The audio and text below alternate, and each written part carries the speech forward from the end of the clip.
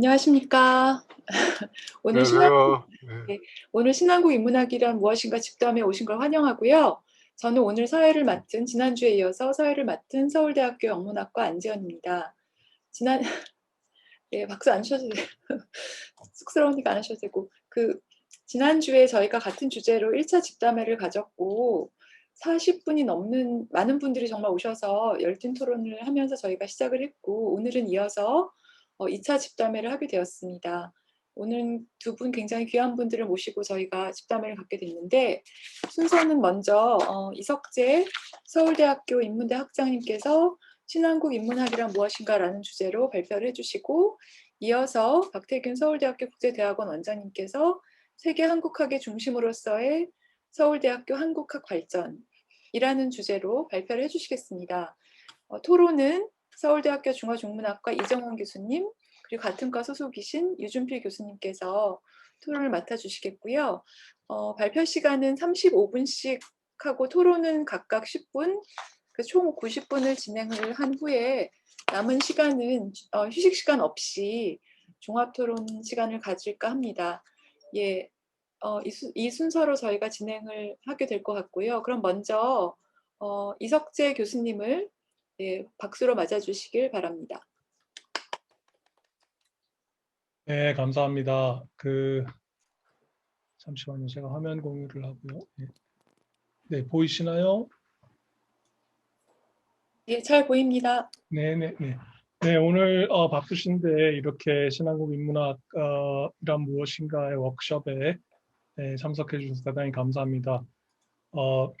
제가 학장을 맡고 나서 나름대로 이 프로젝트를 이제 진행을 하는 것을 제가 하고자 하는 임무 중에 굉장히 그 중심부에 놓고 추진을 하고 있는데, 사실 이게 이 프로젝트의 성격이 무엇인지에 관한 그 말씀을 드려야 되는 게 마땅한데 이제서야 드리게 돼서 조금 좀 죄송하고 이렇게 때 늦었다는 그런 감이 있는데, 그래도 생각이 좀 정리가 돼서 오늘 제가 생각하고 있는 신한국학에 대해서 좀 말씀을 드려볼까 합니다. 오늘 같이 시간 내주셔서 발표에 참여해 주신 우리 박태균 원장님 대단히 감사드리고, 또 오늘 논평자로 소구해 주실 우리 이정훈 교수님과 그다음에 유준표 교수님께도 미리 감사의 인사드립니다. 그럼 시작하겠습니다.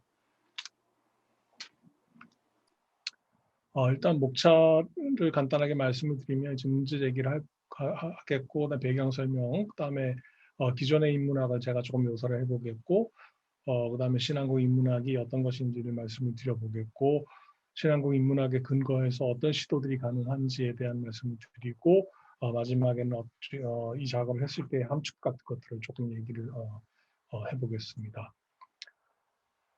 자, 첫 질문부터 시작을 하죠. 도대체 신한국 인문학이란 무엇인가? 이 도대체를 빨간 글씨로 쓴 거는 이제 이 의아함과 불만이 많은 분들, 특히 참여하고 계신 선생님들께서 많이 느끼셨던 것 같고, 가장 많이 느끼셨던 분들은 저희 부학장님들이 이제 이 일을 제가 하자 그러니까 뭘 하자는 걸까라는, 근데 그리고 처음에는 신한국학이라고 했던 것 같은데 이게 이름도 좀 바뀌고 예전에 당명이 아닌가 해서, 여기 지금 계신 한 분은 더불어 한국학이라고 하면 어떻겠나, 아니면 국민의 한국학 이런 말씀도 하셔서 이게 도대체 뭔가, 본인은 특히 알고 하자는 건가라고 하는 그런 의문을 많이 제기를 하셨고, 그리고 굳이 이런 걸 왜 하려고 하느냐, 막 좀 이렇게 생각을 하시면서 하는 것까지는 좋은데 왜 또 나한테까지 이런 걸 하자고 하느냐라고 하는 그런 의문들을 제기를 하셨습니다. 그래서 사실은 신한국 인문학이란 무엇인가라고 하는 굉장히 절박한 질문입니다. 이게 존재론적인 고민이죠. 제가 철학을 하니까 이제 이렇게 명명할 수가 있는데,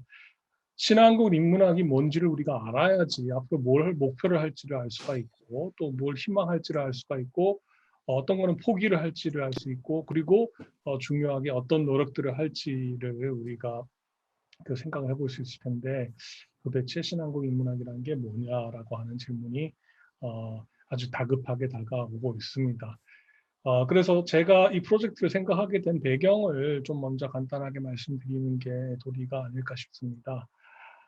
첫 번째는 많이들 말씀을 하시죠. 그 인문학의 위기와 침체, 그 이른바 문과 학문 전반에 대해서 뭉송합니다라고 하는 그런 표현에서 드러나듯이 인문학이라고 하는 것이 큰 필요가 없고 사회에 큰 도움이 되지를 않고 또 이 학내외에서 인문학적인 성과들이 얼마나 우리에게 보탬이 되고 있는가. 지금 현재 인문대학의 교수가 180분이 넘는데 이렇게 많은 구성원들을 가지고 있는 단과대학이 과연 그 아웃풋이 무엇인가라고 하는 그런 문제 제기와 도전들이 있는 상황이고 어, 또 하나는 그 우리 사회뿐만 아니라 국제 사회가 굉장히 관심을 가지고 있죠. 그죠? 그 뭐 다름이 아니라 이 그 K 페노메논하고 그 연관이 되어 있는 그런 요구와 관심인 것 같은데 지난번에 그 신앙하고 인문학이란 무엇인가에 대해서 우리 명지대 김두월 교수님이 아주 재밌게 발표를 해주셨는데 이제 한국이 급속도로 부상을 하고 나니 거기에 대해서 이게 어떻게 가능했는지에 대한 관심이 당연히 있고 이러한 갑작스러운 부상 배후에 무엇이 있는지 그리고 뭐 문화적으로 뭐 저기 BTS나 이런 예들은 굳이 언급을 하지 않아도 왜 이렇게 각광을 받고 있는지에 대한 그런 해석에 대한 어떤 요구 이것들을 좀 설명을 해줄 것이다 해줘야 되지 않겠냐라고 하는 그런 주문들이 있어서 이런 것들이 제가 신학과 인문학이라는 걸 갖다가 좀 생각을 하게 된 계기가 됐고요. 그래서 조금 더 구체적으로 과연 한국다움, 크리엔네스라고 하는 게 과연 있느냐, 그 있다라고 속단하기도 힘들고 조금 고민을 해봐야 될 문제죠, 그죠? 그러니까 그 한국다움이라고 하는 것을 갖다가 우리가 규정을 할 수 있는지, 과연 있다면 또 무엇인지 이런 질문들이 있었고, 또 뭐 조금 비속한 표현이긴 합니다만 약간의 욱도 있었어요, 제가. 왜냐하면 이제 과연 인문학이 그렇게 뒤처져 있고 제대로 못하고 있는가, 과학에 비해서. 그 특히 자연과학적 성과들은 탁월하다라고 얘기를 하고, 그, 뭐, 이 자랑거리로 내놓고, 뭐 사실 저 기부를 받는 그런 상황을 보게 되면 카이스트는 그저 뭐 500억씩 이렇게 막 하는데, 인문학은 도대체 뭐 하고 있느냐라고 하는 그런 비판이 정당한 것인가라고 하는 그런 의문이 좀 있었고, 또 하나는 조금만의 자전적인 그런 고민인데, 사실 그리고 저희 인문대 선생님들 모두가 아마 공유하실 그런 생각들이신데, 일생을 바쳐서 사실은 이 일을 하고 있는데, 이 일이 어떤 의미가 있으며 사회에 기여하고 있느냐 이런 여러 가지 복잡한 마음의 생각들이 제 머리 속에 있었다고 그리고 저만이 아니라 인문학을 하고 계신 여러분들이 이런 생각을 하고 계시지 않았나라는 생각을 한번 해봅니다.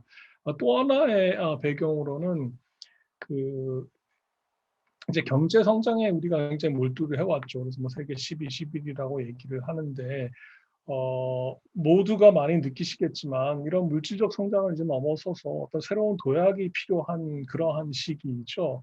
그러니까 저는 어떤 비유를 들기를 좋아하냐면 2010년에 제가 한국에 왔을 때 그때부터 좀 들었던 생각인데 어린 아이 때 아주 어릴 때그 중병에 걸려서 그 정신도 잃고 약간 의식도 잃고 어떻게 잘해서 잘 살려서 엄청나게 크고 건장한 청년으로 자라났는데 이제 이 청년이 이제 깨어나 보니까 몸은 어른의 몸을 가지고 있는데 사실은 그 오랫동안 그런 그 잠이나 이렇게 정신이 없는 상태에 있었기 때문에 이 정신적으로나 의식적으로는 조금 더 가야 될 길이 있는 조금 더 성장을 해야 되는 그런 상황 이 한국이 놓여 있는 것이 아닌가라고 하는 그런 생각을 해봐서 이런 물질적인 요소가 아니라 무형의 요소죠. 마음의 삶, 의식의 삶, 가치의 삶의 측면에서 우리가 조금 더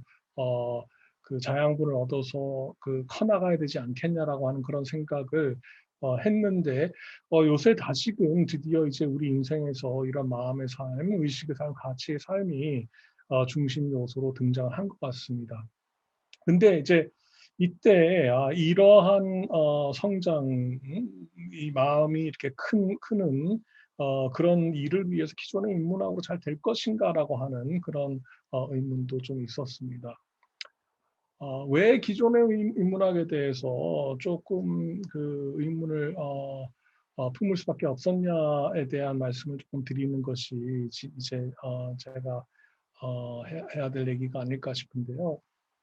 그 세계 인문학 이거는 제가 파악하고 있는 세계 인문학이니까 이따가 토론을 하실 때 또 이것과 다른 그런 견해를 가지고 계신 분들이 계시면 말씀을 해주시면 좋을 것 같은데 어, 제가 생각하기에는 진정한 의미의 어떤 글로벌 휴머니티즈가 없는 것 같습니다.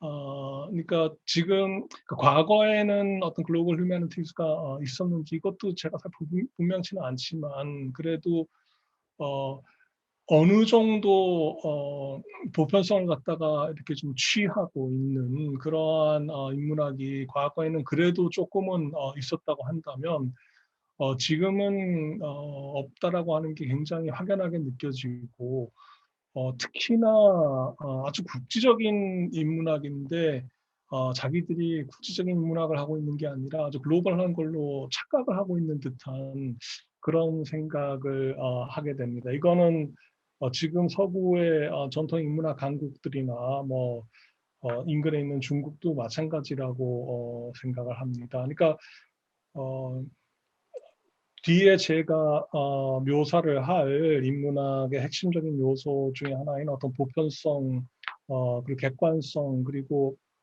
또 모두를 포함시키는 어떤 그런 그, inclusiveness 같은 것들이 잘 보장이 안 되는 굉장히 국지적이고 그냥 자기들만의 생각들인 것을 마치 그것이 보편적인 양 얘기하고 있다는 인상이 들었고 어, 이 특히나 이제 강조해야 될 사항이 이제 저는 인문학은 그 보편성과 그 객관성이 그 생명인데 인문학이 가지는 보편성과 객관성에 대한 그런 인식이 좀 부족하고 특별히 어떻게 부족한 방식이 어떤 방식이냐면 그냥 국지적으로 혹은 그 편협하게 자기 쪽에만 남아 있다라고 하는 사실 그리고 그 주관성을 갖다가 너무 쉽게 인정을 하고 있다라는 인상이 듭니다. 그래서 어, 보편성이나 객관성을 갖다가 취하지를 못할 땐 그것을 획득을 하려고 노력을 해야 되는데 그런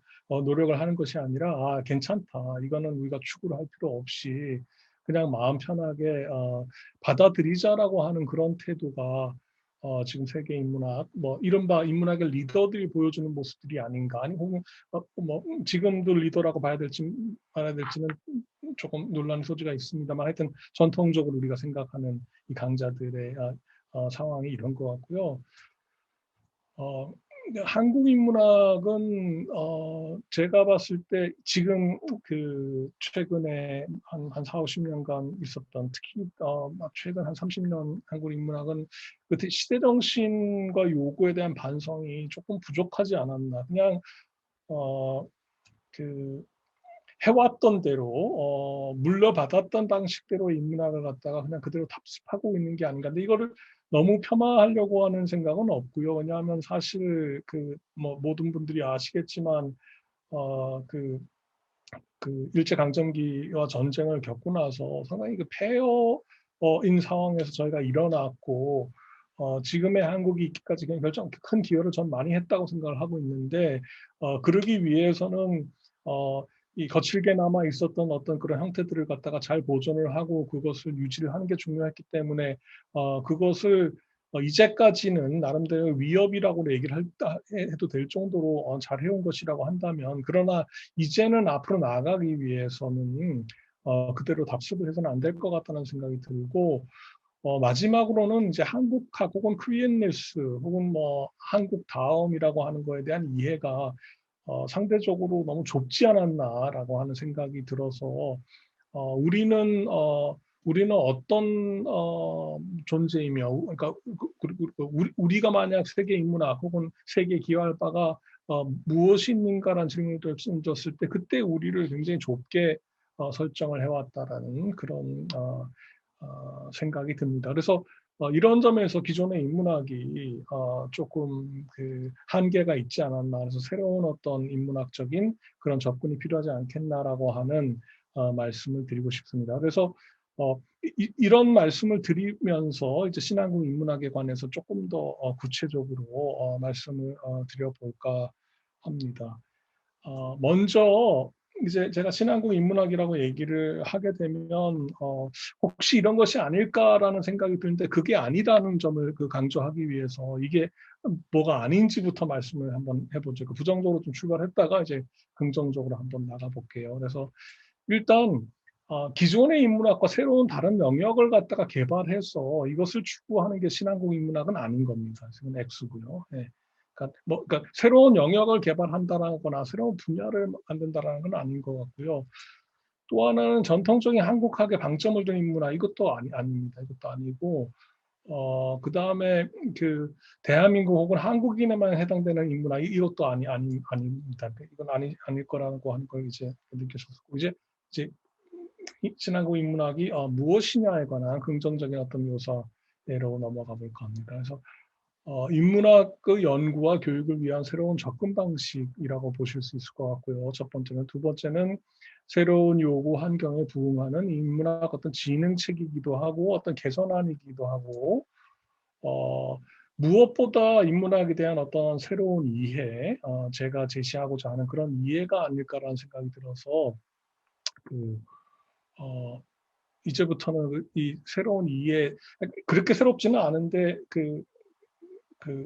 그러니까 제가 처음 이런 이해를 가졌다라고 말씀드리는 건 전혀 아니지만 약간은 초점을 이제까지 인문학의 유구한 전통 속에서 있었던 요소들이 초점을 혹은 관심을 받지 못했던 그 부분들을 조금 더 제가 관심을 가지고 조명을 하고 이러한 방식으로 이해한 인문학에 근거해서 인문학적인 연구와 교육을 진행을 해보면 어떻겠냐라고 하는 그런 생각입니다. 그래서 제가 거창하게 이렇게 이것도 이 글씨체도 만드느라고 시간 좀 제가 만들진 않았고, 예, 찾느라고, 예, 근데 빨간 글씨 이렇게 해봤는데, 지금 신행 한국 인문학의 핵심 태제라고 제가 한번 만들어봤습니다. 하나는, objectivity하고 universality라고 말씀을 드렸는데, 우리 삶은 그리고 인간은 굉장히 복잡한 존재고 우리의 삶 자체도 굉장히 복잡하고 이걸 저는 너무나 강조하고 싶고 근데 이 복잡다단한 복잡다단한 인간 존재와 인간의 삶은 이 자체가 객관적인 사실이고 이 객관적인 사실은 이것이 객관적이기 때문에 보편적인 시점에서 파악되고 설명돼야 된다라고 하는 생각이 저는 굉장히 강하고 중요하다고 생각합니다. 이 인문학이 주관적인 학문이고 그냥 각자의 입장에서 그냥 각자 하는 얘기다라고 하는 그러한 생각들이 널리 퍼져 있는 것 같은데 특히 과학 쪽에서 그렇게 생각을 하고 있는데 제가 봤을 때 인문학은 그런 학문이 아닙니다. 주관적인 요소가 있죠.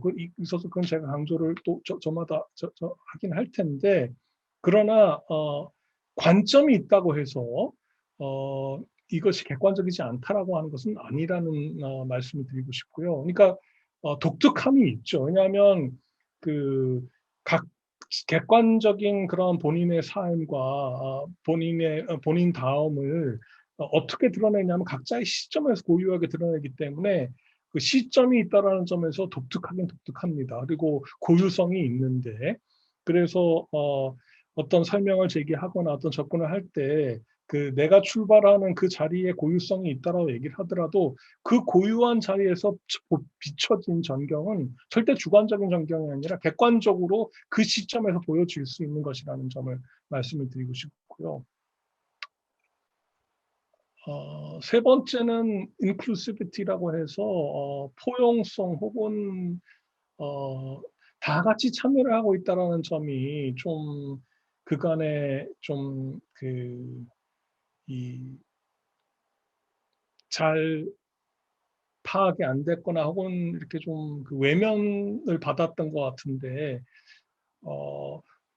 아니 각자가 살고 있는데 뭐 누구의 삶이라고 해서 특별히 중요할 수가 없잖아요, 그죠? 그 우리를 포함해서 세계 만민이 다 설명의 대상이 되고 또 설명을 하는데 참여를 하고 있어야 된다라고 하는 생각이 저는 강하게 듭니다. 그래서 아니 뭐 그 설명의 방식이나 설명의 수준에 있어서 조금씩 차이가 나는 것까지는 인정을 한다고 하더라도 누구는 그 설명을 할 수 있고 누구는 그 설명을 듣기만 하고 쫓아가기만 해야 된다라고 하는 그러한 어떤 그 비대칭성이나 불균형성 같은 것은 빨리 저희가 어, 버려야 된다는 생각이 들고 그래서 모두가 포함이 되어 있어서 함께 하고 있다는 생각이 들고 있고 마지막은 그 예, 어, 이것도 강조를 하고 싶은데 이 참여자들이 모두 연결되어 있다는 생각입니다. 그러니까 이렇게 고립되어 있어서 각자 활동을 하고 있는 것이 아니라 세계 전체가 그 어떤 방식으로든지 연결이 돼서 서로 영향을 미치고 서로 생각을 나누고 이 생각이 저 생각으로 옮겨가고 그것을 받아서 또 내가 개발을 해서 나의 시점에 나온 얘기가 저쪽에 또 연결이 되고 하는 이러한 네 가지 그 특성을 가지고 있는 것으로 인문학을 파악을 해야 되지 않겠냐라고 하는 게 제가 생각하고 있는 신한국 인문학의 이그 제가 생각하고 있는 신한국 인문학의 특징이고 신한국 인문학의 특징은 인문학을 이렇게 이해를 한다라고 하는 그런 주장을 입장을 개진하고 싶습니다. 그래서 이렇게 받아들이게 되면 몇 가지 자연스러운 함축들이 있는데 그 하나는 우리가 참여자로서 그 무엇을 기여할 수 있을 것인가라고 하는 생각이 굉장히 자연스럽게 등장을 하고요. 그다음에 그 기여의 고유함이 무엇인가에 대한 생각도 우리가 당연히 할 수밖에 없고, 근데 이 고유함에는 우리의 기여의 고유함에는 어떤 보편성이 깃들어 있는가라고 하는 질문을 던져야 되고, 이 고유함과 보편성 세계와 어떻게 연결되어 등장하고 성장했는가라고 하는 생각들이 굉장히 자연스럽게 나오는 그런 질문들이며 연구 프로젝트인 것 같습니다. 그래서 그냥 짤막하게 좀 이렇게 그 정리를 해보자면 신한국 인문학 이을 담지하고 있는 어떤 그 이념 혹은 이상은 자의식을 통해서 우리의 고유함이 갖는 보편성을 발견하고자 하는 것이고 이, 제가 그러니까 제가 살고 있는 이 땅에서 우리가 살고 있는 한국에서 인문학을 이 방향으로 이렇게 이 방향으로 가는 것이 좋지 않겠냐라는 생각을 갖고 있기 때문에 신한국 인문학이라고 이름을 붙였지만 지금 이렇게 규정을 하면 느끼시겠지만 신한국 인문학이라고 하는 것이 굳이 한국에 국한이 돼야 될 것이 아니라 각각의 인문학의 그 위치에서 인문학을 접근을 하는 그 보편적 플랫폼이 될 수 있다라는 그런 생각을 저는 갖고 있습니다. 그래서 그러니까 뭐그 사하라 남쪽에 그 아프리카에서도 그 고염을 가지고 어떻게 기여할 것이며 그 고염은 어떤 보편성이 있는지 그리고 그 보편성은 어떻게 세계와 연결되는지 이 질문들은 각각의 지역에서 모든 참여자들이 만민이 다 제기할 수 있는 그런 질문이고 거기에서 고유함을 다 드러낼 수 있는 그러한 어떤 플랫폼이 아닐까라는 생각이 듭니다. 근데 이제 우리에게 당면해 있는 질문은 일단은 한 가지는 한국다움이라고 하는 게 있느냐 그리고 있다면 그게 무엇이냐라고 하는 게 이제 저희가 당면한 질문이 아닌가라는 생각이 들고요. 또 하나 이제 또 자연스러운 함축들이 좀 있는데 이거 계속해서 말씀을 드리면 그러니까 이러한 인문학에 대한 이해를 받아들인다면 한국어가 너무 좁게 설정이 돼서는 안 되고 어찌 보면 기존의 경계선 아까 테두리는 조금 좁고 제한적일 수 있다는 생각을 할 수 있을 것 같고요. 한국을 조금 더 구체적으로 살펴보게 되면 지정학적으로 동서가 교류하는 그런 교차로서 생각을 해볼 수가 있고 또 하나는 아주 특이하게 이거는 진짜 약간 한국의 고유함이 드러나는 것 같은데 과거와 현재가 이렇게 뒤섞여 있는 묘하게 뒤섞여 있는 저는 그 용광로라고 하는 그 표현을 좋아하는데 그 지성사적인 그 문화사적으로 이걸 화합을 해내고 녹아내는 그러한 역할을 하고 있는 것 같습니다. 그래서 그 다시 한국 쪽에 초점을 맞추자면 세계를 시간적으로 공간적으로 담지하고 있는 굉장히 독특한 거울, 그죠? 이 연결되어 있는 바들 다 드러내고 있는 아주 독특한 그 거울이라는 생각이 들고 이러한 한국 인문학에 대한 새로운 이해에 기반해가지고 새로운 지도들이 필요할 것 같습니다. 이거는 제가 PPT 예. 그래서 새로운 시도들이 어떤 것들이 있느냐를 조금 간단하게 소개를 하고 그 다음에 그 앞으로 또 우리가 무엇을 해나갈 수 있을지 마무리하는 그런 방향 쪽으로 말씀을 드리겠습니다. 지금 관심을 가지고 살펴보신 분들 그리고 관심을 가지고 지켜보신 분들은 아시겠지만 저희가 지난 학기에도 진행을 했고 이번 학기에도 진행을 하고 지금 방학 중에도 계속 진행을 할 것인데 그리고 관심이 있으신 분들은 꼭 이 주제들에 대한 워크숍도 있을 때 참여 하실 수 있기를 바라는데 그 기존의 학과 중심의 어떤 문제 제기라기보다는 그 주제를 설정해서 연구 모임을 갖고 토론 모임을 갖고 궁극적으로는 교육의 어떤 내용을 갖다가 만들어 보겠다라고 하는 그런 시도들이 일어나고 있습니다. 그래서 조금 예로 소개를 드리면 경계자의 초상, 소수자와 내러티브, 그다음 계몽주의와 반계몽주의, 그래서 누구를 깨치겠다라고 하는 것이 그러니까 깨어난다라는 게 굉장히 중요한데 또 그렇게 한다라고 하는 게 과연 가부장적인 입장에서 가능한 그런 가부장적인 태도를 취한다는 게 가능한 것이냐.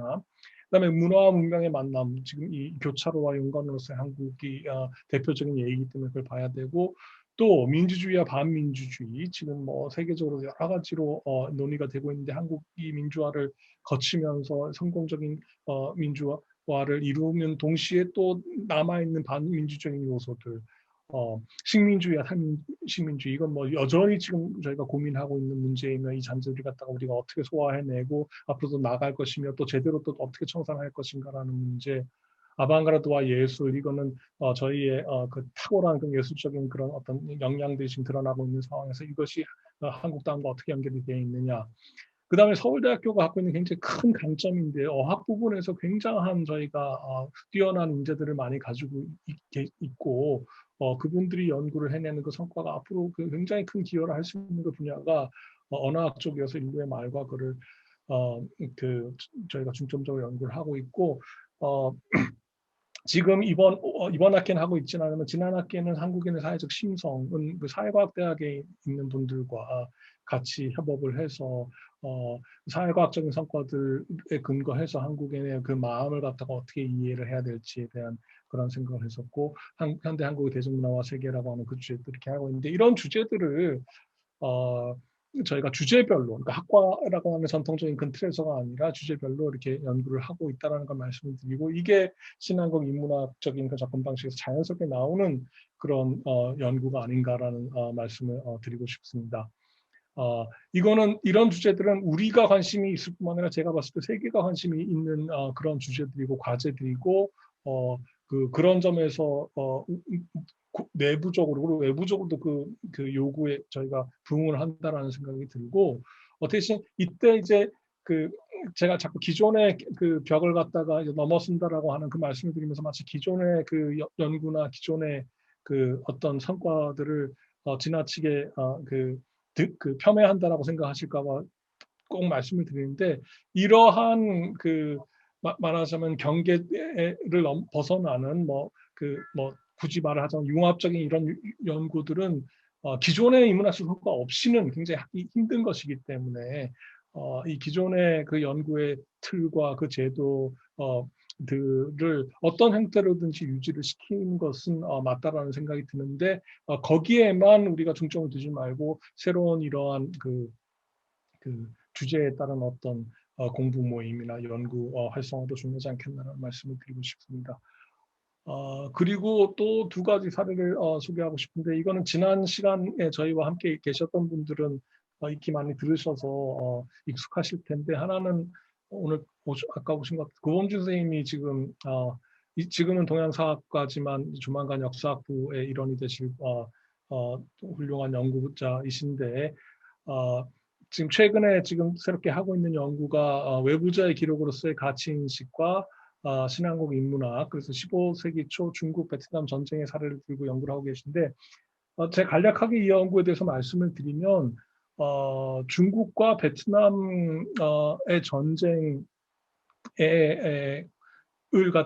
이 어떤 의미를 가지고 있고, 또 특히나 중국이 베트남을 침공을 했을 때의 그 전쟁을 갖다 정당화하는 그 논의를 갖다가 우리가 어떻게 평가를 할 것인가에 대해서 베트남의 사료만에 그 초점을 맞추기보다는 오히려 한국의 사료를 갖다가 보게 되면 그것이 굉장히 많은 시사점을 줄 수 있다라고 하는, 그래서 사실은 세계의 베트남과 중국의 관계를 이해하기 위해서는 한국이 연결이 되어 있기 때문에 한국을 통해서 그 이해가 가능하고, 이거는 역으로도 가능한 것이죠. 그죠? 한국에서 어떤 일이 벌어지고 있는지를 우리가 알기 위해서, 혹은 한국에서 어떤 일이 있었는지를 알기 위해서는 세계를 봐야 된다라고 하는 그러한 신한국 인문학의 접근 방식을 잘 드러내는 예라는 생각이 들어서 한번 말씀을 드렸고, 우리 박진호 교수님이 또 지난번에 발표를 하셨는데, 한국어학자가 세계 언어학계에 기여하는 한 가지 방법은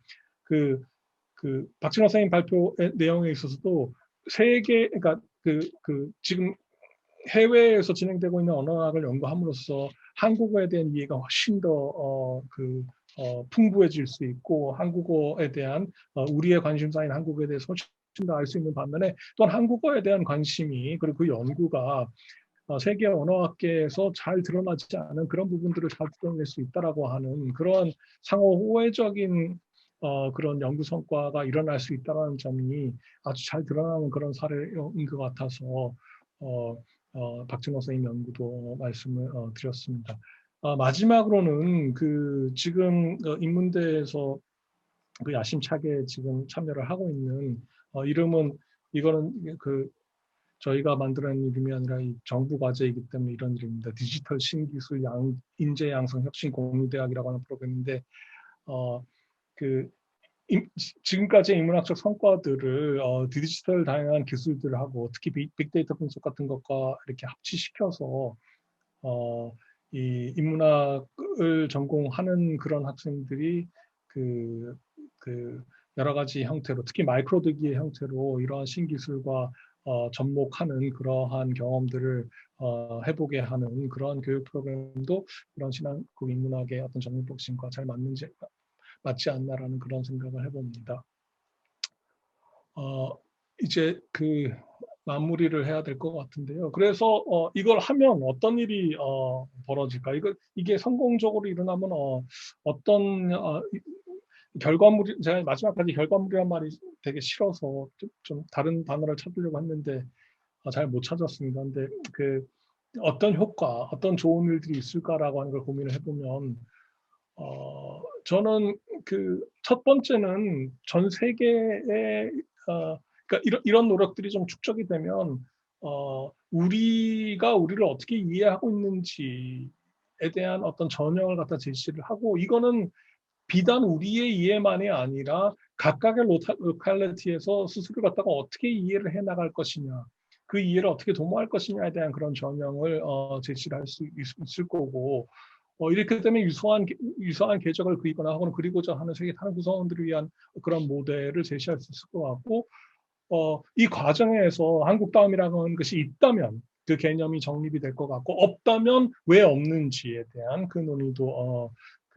등장할 수 있을 것 같고, 더 넓게는 아까도 말씀을 드렸지만 이 자의식에 근거한 이 자기 고유성이 담고 있는 그 보편성을 다 발견하겠다라고 하는 이 이념은 우리만이 가질 것이 아니라 세계 시민 모두가 공유할 수 있는, 어떠한 인문학적 노력이 등장하는 그런 로컬리티라도 그것을 갖다가 담재할 수 있는 그런 어떤 플랫폼이 될 수 있겠다라는 생각이 들어서 그 점에서 세계 인문학에 저희가 기여할 수 있지 않겠나라는 그런 생각을 합니다. 그래서 어찌 보면 인문학 글로벌 플랫폼이 될 수 있고, 이런 점에서 신한국 인문학은 신세계 인문학이 될 수 있지 않겠나라고 하는 그런 생각도 조심스럽게 해봅니다. 조금 더 덜 거창하게 이렇게 국내적으로 그리고 특히 우리 학교 쪽에 생각을 해보게 되면은 저는 이런 신한국 인문학의 노력의 결과를 바탕으로 진짜 좀 획기적인 그 인문 교양 교육을 우리가 제공을 해줄 수 있을 것 같고 절대적으로 지금 서울대학교에 있는 학생들은 인문 교양 교육이 필요한 학생들이고 어찌 보면 그 서울대가 기관으로서 혹은 어떤 이런 교육 주체로서 가장 크게 기여할 수 있는 부분이 학생들에게 이러한 새로운 인문교양 교육을 제공해 줄 수 있고 탄탄한 인문교양 교육을 제공할 수 있다는 점이기 때문에 그 역할을 새롭게 해줄 수 있을 거라는 생각이 들고 마지막으로는 인바운드 들어온 학생들이 관심을 많이 가지고 있고 이것을 많이 하고 싶어 하는데 그 바탕이 될 수 있는 학부 Korean Studies 그 한국학 전공의 그러한 내용도 담지될 수 있지 않을까 생각. 예, 제가 준비한 자료는 이 정도입니다. 하여튼 두서없이 막 말씀을 드렸는데 장시간 잘 들어주셔서 감사합니다. 제가 한 33분 정도 쓴 것 같네요. 고맙습니다. 예, 감사합니다, 학장님. 그러면 이정훈 교수님 계시나요? 네, 이정훈 교수님께서 논평을 해주시겠습니다. 10분 정도 선생님 뭐 말씀하시고 네, 질의하시면 될 것 같습니다. 네, 토론을 맡은 주무과 이정훈입니다. 학장님 발표가 평소에 저도 같이 대화를 많이 나누었던 주제여서 저한테는 매우 이렇게 새롭고 낯설게 들리지는 않았습니다. 그리고 또 제 임무가 학장님 구상의 그 논리적 모순이나 문제점 이런 걸 찾아내가지고 지적하는 그걸 통해서 보완하게 하는 쪽보다는 학장님의 구상을 서양 중세 철학 전공하시는 학장님과는 다르게 또 저는 현대 중국을 전공하는 입장에서 조금 다른 시자를 일반적으로 제시하는 게 제 임무라고 혼자 생각을 해봤습니다. 일단 이제 학장님이 이제 인문학이 필요한 시대로서의 오늘 그리고 글로벌 휴머니티 진정한 글로벌 휴머니티가 부재하다라는 지적, 그다음에 한국학에 대한 좁은 이해를 넘어서야 할 어떤 필요성, 그다음에 우리가 새롭게 시도하는 이 신한국 인문학이라는 것이 하나의 대안으로서 학문적 대안으로서 자리 잡아 나갈 가능성 이런 점들을 제시해 주셨는데요. 전체적으로 단과대학을 이끄는 학장이라고 하는 시자에서 학문의 전체적인 방향성과 관련된 제시라는 점이 제일 컸던 것 같습니다. 저는 뭐 입장이 좀 다르니까요. 학장님 말씀에서 공감이 되는 부분하고 또 조금 생각이 다른 부분들을 그냥 제 나름대로 각주의 형식으로 말씀을 드릴까 합니다. 지금 인문학이 필요하다라는 상황은 여러 가지 형태로 우리한테 반복해서 화제가 되어 왔지만 기본적으로 제일 큰 문제는 이 지속 가능한가, 이 모든 것이 지속 가능한가. 인류가 농경사회에 진입해가지고 10억 명이 될 때까지 약 1만 년 정도 걸렸는데 다시 10억 명이 늘어나는 데는 100년밖에 안 걸렸다고 하고 지금은 뭐 80억에 가까운 인구가 있고 2100년에는 110억까지 늘어날 지금의 추세라면 전망이라고 합니다. 그리고 아마 모든 사람들이 미국식 라이프 스타일을 고수한다면 지구가 실제로 부양 가능한 인구는 15억이라고 하는 상황.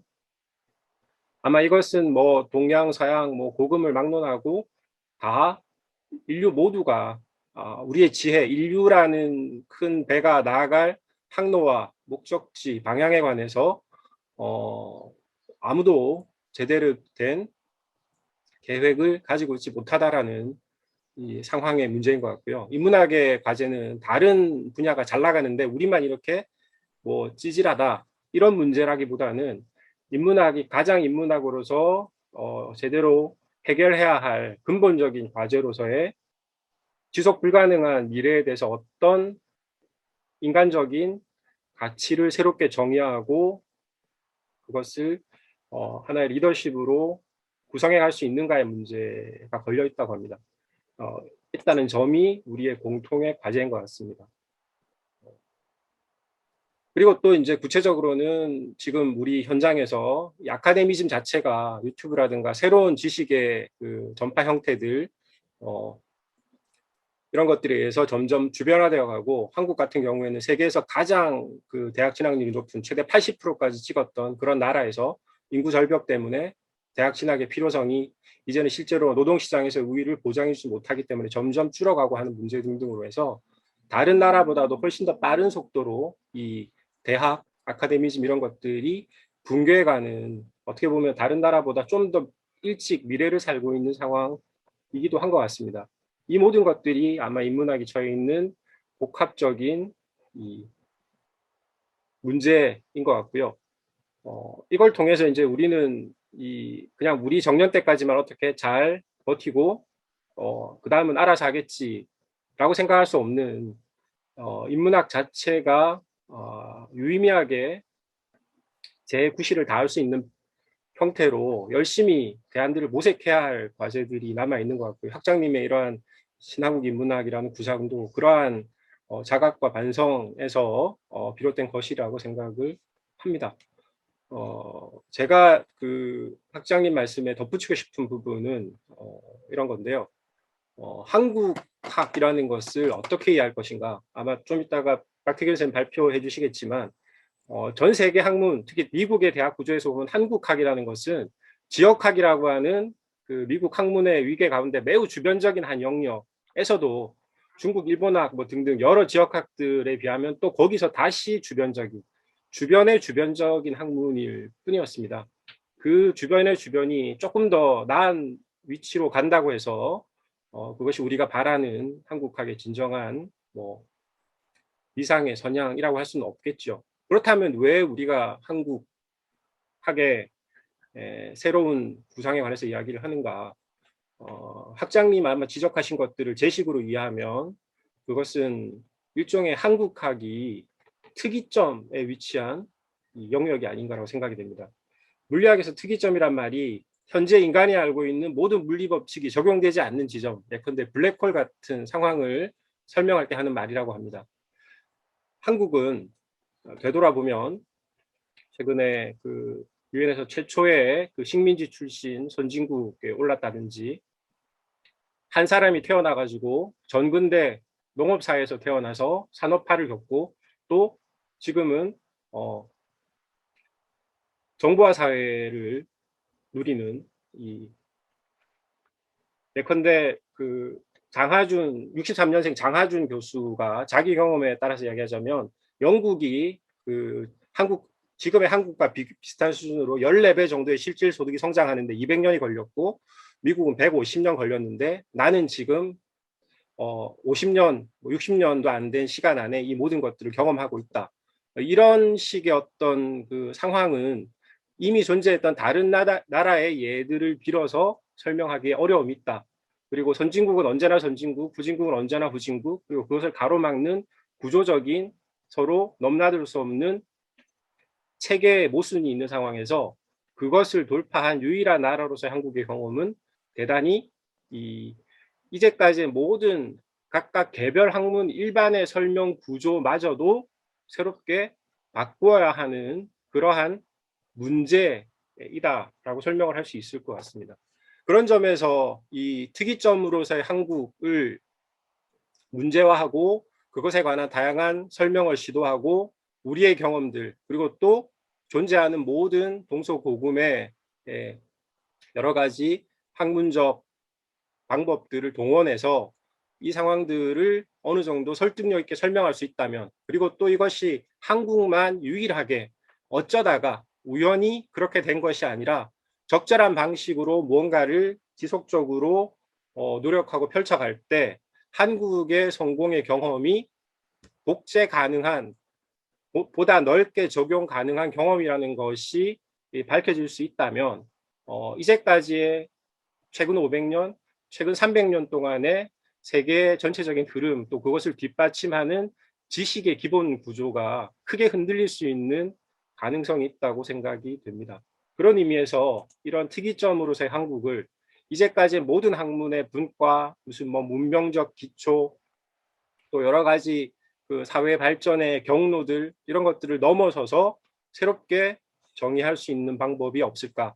그러므로서 우리가 갖고 있는 모든 좋은 우수한 그 동서고금의 사례들을 우리 방식으로 재구성 재조합하고 그로부터 이제까지 나오지 못했던 새로운 어떤 시각과 가능한 모델을 창출하는 것이 지금 한국학이라고 하는 방법을 통해서 이제까지 모든 근대 학문 자체를 혁신할 수 있는 방안이 아닐까라는 생각 해볼 수 있을 것 같습니다. 그 올림픽에 세 가지 재미있는 사례가 있는데요. 하나는 그 어저께 메달을 딴 펜싱입니다. 한국이 달단양 뭐 삼성차도 아니고 올림픽에서 메달을 땄을 뿐만 아니라 최근에 열린 모든 그 4년 동안 국제대회를 다 우승한 팀이라고 하더라고요. 이게 예컨대 이제 한국인 중세 철학을 전공하는 사람이 학술대회에서 상을 받는 거하고 비슷한 서양의 입장에서 보면 불가능하진 않겠지만 좀 어이없는 상황일 수 있겠죠. 그리고 한국에 아마 우리 인문대 안에 서양학 하시는 분들은 그러한 방식으로 나름의 수월성들을 창출해 나가고 있는 것 같습니다. 또 하나는 양궁이 있습니다. 뭐 고구려 벽화부터 조선시대 묵과의 그 활쏘기가 얼마나 대단했냐면 그 사람들은 삼국지 게임에다가 다 집어넣어도 전투력 80 이상의 아주 다 이렇게 높은 활용도 높은 무장이다라는 이야기를 할 정도로 나름의 전통이 있는 나라고 그거를 양궁이라고 하는 새로운 형태의 그 게임의 룰 뭐 바꾸어 가지고 지금 계속 1등하고 있죠. 우리 인문대 국학이 그런 상황 같습니다. 원래부터 해오던 우리 거 그리고 한국에서 예선 1등하면 국가대표 선발제 1등하면 올림픽 금메달은 너무 당연한 그런 상황이 국학이 아닌가 생각됩니다. 그러면은 우리가 인문대가 해야 될 건 그 펜싱 모델이냐 아니면 양궁 모델이냐 저는 또 다른 모델이 있을 수 있다고 생각하고 그게 태권도이지 않을까라는 생각을 해봅니다. 그리고 아마 우리가 한국학을 제대로 한다면 이렇게 될 거라고 생각하는데 이번에 태권도는 금메달을 못 땄고요. 최근에도 굉장히 기대보다 성적이 나빠졌습니다. 그리고 룰도 이상하게 바뀌어가지고 발로 센서를 문지르는 게임, 더듬는 게임으로 바뀌었다는 비판을 받고 있기도 합니다. 그렇지만 태권도가 주는 우리로서는 다소 당혹스러운 희망이 있습니다. 전 세계 모든 가난한 나라들 올림픽의 메달과 연관이 없는 나라들에게 태권도가 희망이라고 하죠. 왜? 하나는 아무리 가난해도 아무런 장비와 시설이 없어도 할 수 있는 종목이고 굳이 한국에서 국기원에서 사범들을 전 세계 심지어는 난민촌에까지 파견해가지고 태권도를 가르쳐주고 잠깐 가르치고 떠나는 것도 아니라 10년, 20년씩 어릴 때부터 발굴해서 수십 년을 가르칩니다.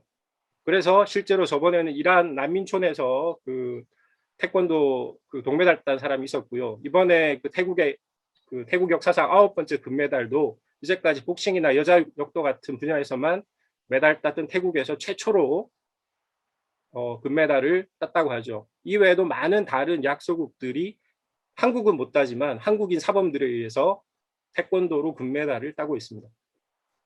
태국에서는 심지어 그 무에타이 인구보다 10배쯤 태권도 배우는 인구가 많아져가지고 무에타이를 지켜야 한다라는 운동이 일고 있다고조차 하는 이야기도 있습니다.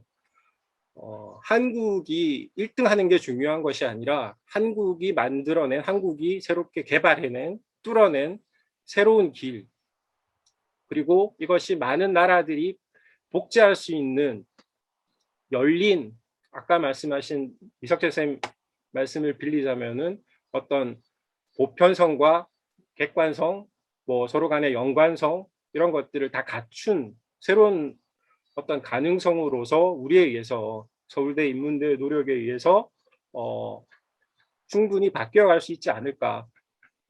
모든 그 우리의 시점에서 인종과 뭐 국적과 문명적 기초 이런 것들을 넘어서서 모든 좋은 것들을 재구성해내는 방식으로 이러한 노력들이 시도될 수 있을 것 같고요. 그러기 위해서 학과의 장벽을 넘어서고 분과학문 또 여러 가지 동서고금이라고 하는 우리 안에 존재하는 차이들을 혁신적인 방법으로 새롭게 섞는다면 이러한 그 약간은 몽상에 가까운 시도들이 스포츠뿐만 아니라 학문에서도 실현 가능한 하나의 이정표가 되지 않을까라는 생각을 합니다.